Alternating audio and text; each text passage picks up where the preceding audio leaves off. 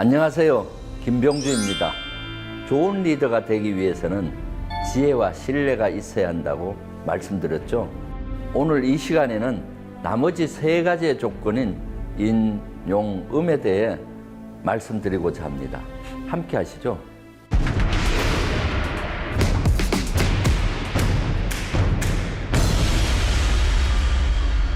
어느 사회, 어느 조직에서나 리더의 역할은 대단히 중요합니다. 훌륭한 리더를 만나면 국가나 기업 그리고 가정이 번성하고 탄탄하게 유지됩니다. 이때 리더십이라고 하면 흔히 남에게 명령을 하는 것으로 생각할 수 있습니다. 하지만 이는 크나큰 오해입니다. 진정한 리더십이란 아랫사람이 스스로 능력을 발휘하도록 하는 것입니다. 이러한 리더십을 발휘하기 위해 갖춰야 할 요소가 무엇인지 하나씩 살펴보도록 하겠습니다. 손자는 리더가 갖추어야 할 자질 5가지 중 하나로 인을 꼽았는데요. 인은 우리말로 하면은 의질다는 뜻입니다. 현대적인 의미로는 선함을 유지하면서 남을 사랑하고 배려하는 것으로 보면 됩니다. 공자는 인을 표현할 때 물에 비유합니다. 물이 차면 밖으로 넘쳐 퍼져나가듯 내면에 인이 가득하면은 반드시 밖으로 넘쳐 행동으로 표현된다고 했습니다. 손자가 이야기한 인은 군에서는 부하들의 배고픔과 노고를 이해하고 동고동락해서 일체감을 유지하는 것이 리더의 사랑이자 인으로 보았습니다. 사마천의 사기에 나오는 오기 장군의 일하는 지휘관의 부하에 대한 인을 잘 보여줍니다. 병사 한 명이 종기가 나서 괴로워할 때 오기 장군이 그 병사의 종기를 직접 입으로 빨아 호름을 빼냈습니다. 병사의 어머니는 그 사실을 알고 어찌된 일인지 장군의 호의에 고마워하기는커녕 슬피 웁니다. 어떤 사람이 이상히 여겨서 그 이유를 물어보죠. 어머니는 이렇게 대답합니다. 바로 지난해 오기 장군께서 그 애의 아버지, 그러니까 제 남편의 종기 고름을 빨아내 주셨습니다. 그 이후 그의 아버지는 전쟁에 나가 오기 장군의 배려에 보답하기 위해 적에게 끝까지 등을 보이지 않고 싸우다 죽었습니다. 들으니 이번에는 제 아들의 종기 고름을 빨아내었고 이제 그 애의 운명이 결정되었습니다. 이렇듯 부하를 친자식같이 대하면 부하는 상관을 위해 목숨까지도 바칠 수 있습니다. 손자 또한 위의 애처럼 부하를 늘 친자식처럼 대해야 한다고 이야기했죠. 그렇다고 해서 오기 장군처럼 매우 특별한 행동이나 크나큰 물질적 도움만이 배품이라고 생각하면 실행이 어렵습니다. 이는 자신의 일상에서 작은 배려부터 실천하는 것이 좋습니다. 상대의 입장에서 생각해 보기. 작은 배려가 시작될 수 있는 가장 좋은 출발점입니다. 어느 회사의 직원이 대표가 내린 결정이 마땅치 않았습니다. 그래서 직원은 사장실을 방문해 불만을 털어놓았죠. 직원의 이야기를 조용히 다 들은 사장은 그 직원에게 말합니다. 여기 제 자리에 앉아보세요. 그리고 방금 전 자기에게 불만을 털어놓은 그 결정사항에 대해 사장의 자리에 앉아 생각해보라고 했습니다. 그러자 한동안 그 자리에 앉아 묵묵히 생각에 잠겼던 직원은 사장의 결정이 맞았다고 하며 자리에서 일어났다고 합니다. 배려와 인은 사소한 것부터 시작됩니다. 시작하기 어렵다면 우리 신체부터 활용해 보세요. 표정으로 타인에게 미소 짓고 길을 통해서 말을 경청하는 것도 인을 실천하는 방법입니다. 입을 사용해서 칭찬과 격려, 위로 말을 건넵시다. 도울 수 있는 일이 있다면 두 손 걷어붙이고 돕고 발로 뛰어서 도와줍니다. 무엇보다도 중요한 것은 따뜻한 가슴으로 상대의 마음을 읽고 먼저 나서서 애로사항을 해결해 주는 것입니다. 작은 배려를 실천하다 보면 습관처럼 뭔가 생활에 스며듭니다. 어진 마음으로 상대방을 배려하는 것은 비단 한 조직의 리더뿐만이 아니라 모든 인간관계의 필수적인 요소입니다. 예를 들어 우리가 대중교통을 이용할 때 휴대폰 벨 소리를 진동으로 해놓는다거나 피치 못하게 통화를 해야 할 땐 작은 목소리로 하는 것은 왜 그렇겠습니까? 나로 인해 다른 사람에게 피해를 주지 않기 위해, 즉 다른 사람들을 배려하기 위한 행동이죠.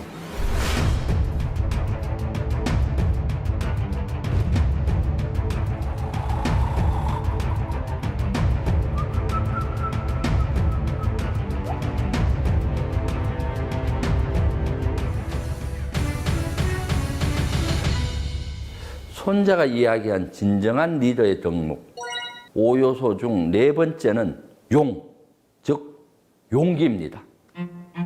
손자가 말하는 용기는 기회를 보면 즉시 행동하고 적을 만나면 즉시 싸우는 결단력과 추진력, 두려움 없는 용감함을 말합니다. 조금 더 구체적으로 말씀드리면 유능한 장수에게 필요한 용기는 적과 싸울 수 있는 용기, 결심의 용기, 후퇴의 용기, 책임에 대한 용기입니다. 어떤 일을 추진할 때 실패할까봐 겁부터 낸다면 리더의 자격이 없겠죠. 특히 용기와 관련해 전 First in, Last out을 유념합니다. First in, Last out은 군대 육군 공병병과의 모토입니다.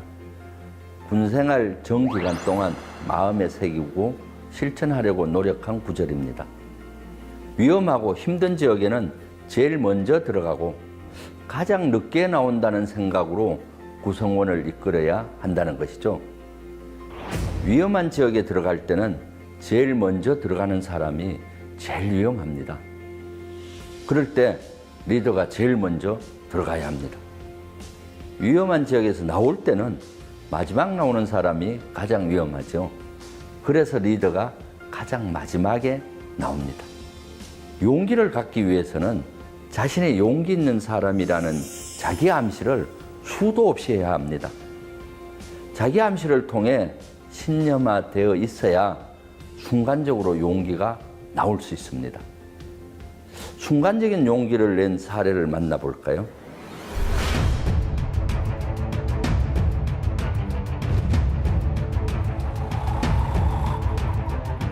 육군사관학교 졸업식 땐 진기한 풍경이 펼쳐집니다. 졸업식이 끝나면 해상구령이 끝나자마자 모두 달려가는 곳이 있습니다. 바로 동상인데요. 자기가 받은 졸업식 꽃다발을 던져 걸어줍니다. 그러면서 졸업생이 자신도 장교가 되어 그 동상의 주인공같이 되겠다는 다짐의 의미를 담습니다. 그 동상의 주인공은 고 강제구 소령입니다. 강제구 소령은 육군사관학교를 졸업하고 전방에 근무하고 있었습니다. 그러던 중 1965년 강제구 소령이 속한 맹호 부대가 베트남전에 파병을 가게 되죠. 강제구 소령은 당시 중대장 직책을 하고 있었습니다. 파병을 앞두고 강제구 소령의 중대도 파병 전 훈련을 강하게 하고 있었죠. 사건이 발생하던 날 강제구 중대는 수류탄 투척 훈련을 하게 되었습니다. 수류탄 투척 훈련을 할 땐 중대장을 통제하에 병사들이 실제 수류탄을 갖고 투척 훈련을 합니다.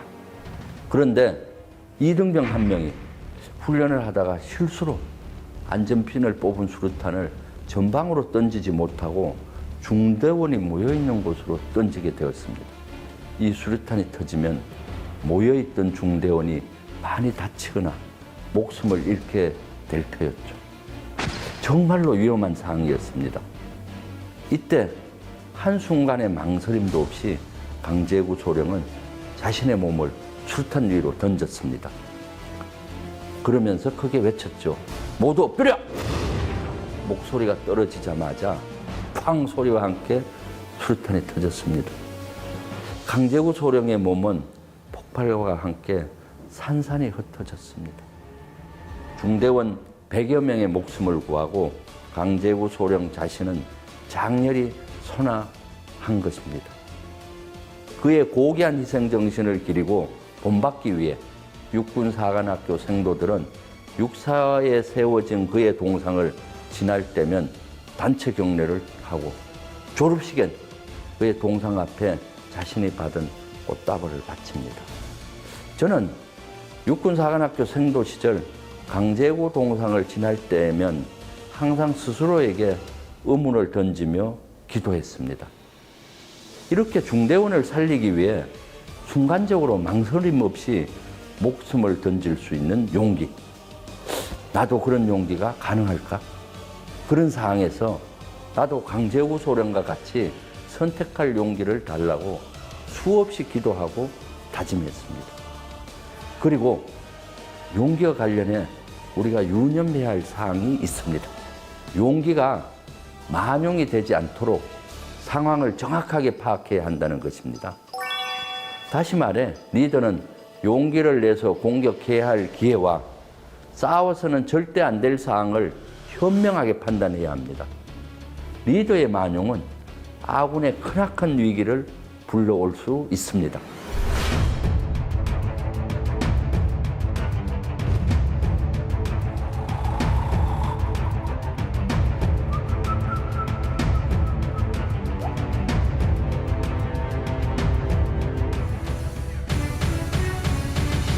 리더는 물러설 때에는 가감히 물러설 용기도 필요합니다. 능력 있는 리더가 되기 위해 손자가 이야기한 리더의 자질 5요소 중 마지막 요소는 즉 엄격함입니다. 손자가 이야기한 엄이란 군을 다스릴 때 반듯하고 명령하다를 일사불란하게 하는 것입니다. 즉 군령을 엄정하게 하여 기강을 세우는 것을 의미합니다. 군령을 세우는 것이 얼마나 중요한지 삼국지의 이야기를 하나 해드리겠습니다. 삼국지에는 읍참마속이라는 일화가 나옵니다. 읍참마속이란 군령을 세우기 위해 제갈량이 눈물을 머금고 부하 마속의 목을 친다는 고사성어입니다. 제갈량과 마속의 관계는 원래 매우 두터웠습니다. 제갈량은 부하 마속의 재주를 매우 아껴서 자신의 후계자로 내심 점 찍어 두기까지 했죠. 제갈량이 위나라를 공격할 무렵 제갈량의 공격을 받은 위왕 조에는 전략 전술에 뛰어난 사마이를 보내 대비하게 합니다. 사마이의 능력을 잘 알고 있는 제갈량은 누구를 보내야 할지 고민에 빠지죠. 이때 마속이 사마이를 맡겠다고 나섭니다. 그러자 제갈량은 주저합니다. 마속을 신임하기는 했지만 사마이가 너무 뛰어났기 때문이죠. 그러자 부하 마속은 실패하면 목숨까지 내놓겠다며 거듭 청했고 어쩔 수 없이 제갈량은 부하 마속을 통해 사마이를 막도록 합니다. 대신 제갈량은 마속에게 신중하도록 주의시키고 전략과 작전 계획을 세부적으로 내려줍니다. 그런데 마속은 제갈량이 시킨 대로 하지 않습니다. 그리고 자신의 전략대로 했다가 참패하고 말죠. 제갈량은 마속을 어떻게 했을까요? 화를 내다가 용서해 주었을까요? 놀랍게도 제갈량은 군법에 따라 눈물을 머금고 자신의 부하인 마속의 목을 뵙니다.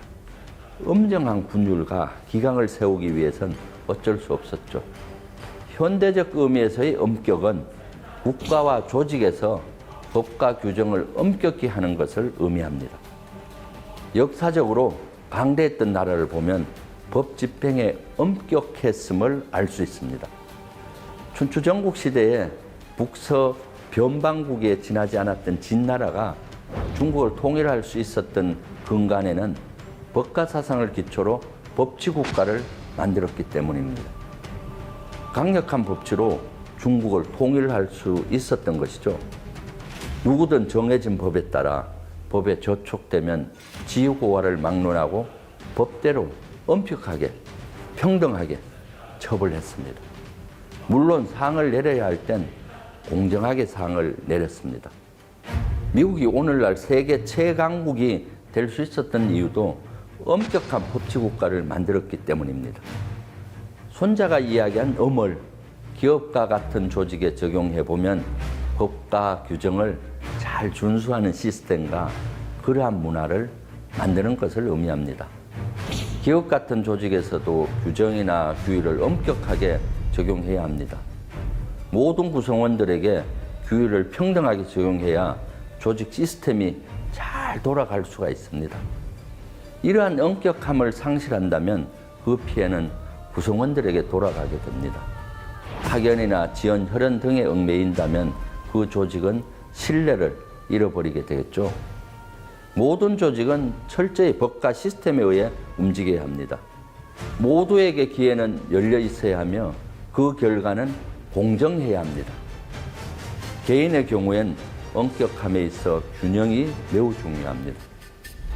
얼마나 엄격해야 리더십이 최상의 효과를 발휘할 수 있는 걸까요? 그럴 땐 이것을 생각해 보세요. 최고로 리더십이 잘 발휘된 상태는 부하가 상급자에 대한 마음의 상태를 보면 됩니다.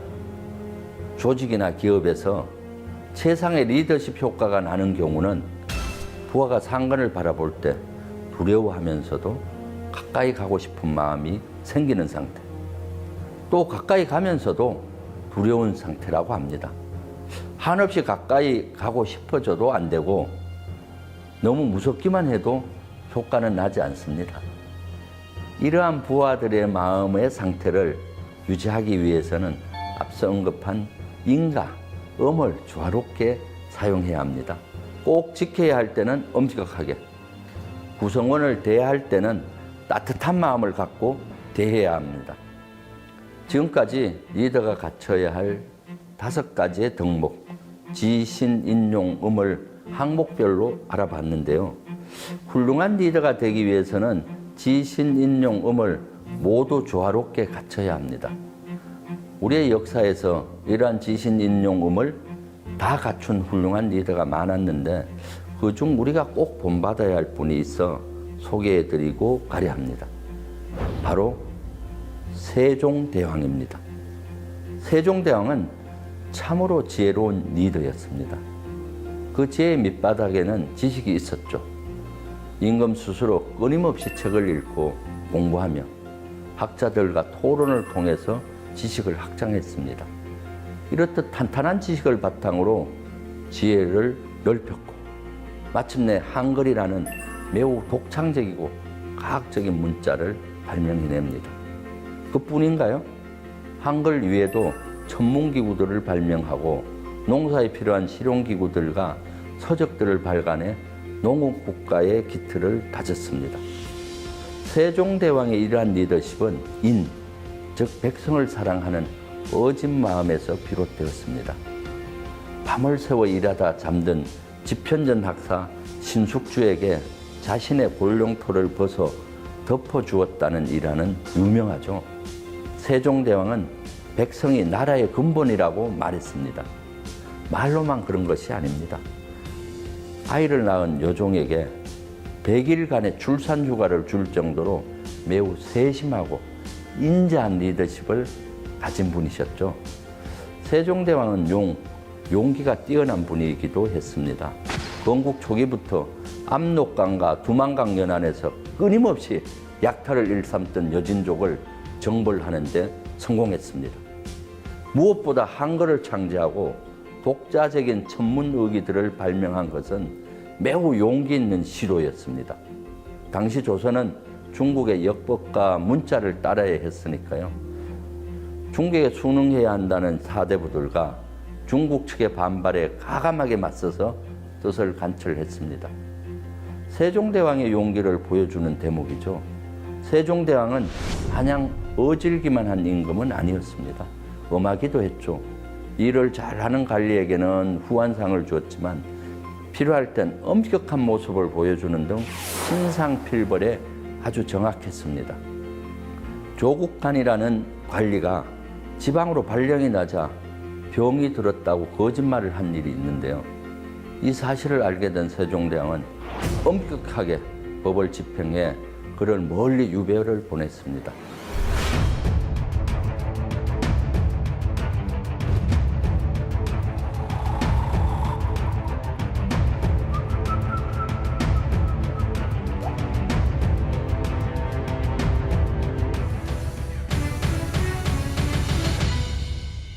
그러면 5가지 지신인용음 중에서 가장 중요한 것 하나만 꼽으라고 한다면 무엇일까요? 바로 지혜입니다. 모든 덕목은 적절한 지점을 찾아야 하는데 그것을 판단하는 것이 지혜이기 때문입니다.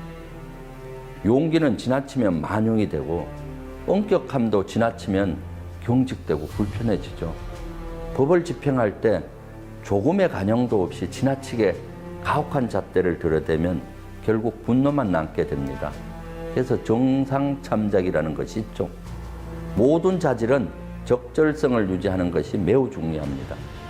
이처럼 특정 자질들의 적절한 지점을 찾아주는 것이 바로 지혜입니다. 또 리더는 성과를 내며 조직을 끌고 가야 합니다. 비전을 제시하고 문제가 발생하면 해결책을 찾아야 합니다. 문제 해결의 실마리를 푸는 것도 지혜에서 비롯됩니다. 인간과 세계의 근본 원리와 본질을 탐구하는 철학도 지혜를 추구하는 학문이죠. 초, 중, 고등학교 교훈에 지혜란 단어가 가장 많이 들어가 있는 이유도 지혜가 그만큼 중요하기 때문입니다. 명장의 리더십에 관한 연구 논문에 따르면 역대 명장 40명, 즉 동양 명장 20명과 서양 명장 20명을 선정해서 어떤 자질이 있는가를 분석한 결과 공통점이 있었습니다. 그들은 신체 조건이 다르고 성격도 다르고 여러 특성이 달랐지만 하나같이 지혜와 지략이 뛰어났다는 점이 같았습니다. 지혜로워지기 위한 노력, 전략가가 되기 위한 노력, 훌륭한 리더가 되기 위해 지혜를 위한 노력을 게을리하지 말아야겠습니다. 오늘은 지난 시간에 이어 손자가 들려주는 현명한 리더의 5가지 조건에 대해서 알아보았습니다. 모두 실천하기 쉽지만은 않은 덕목들입니다. 하지만 노력한다면 여러분들도 탁월한 리더가 될 수 있습니다. 여러분들을 응원합니다. 감사합니다.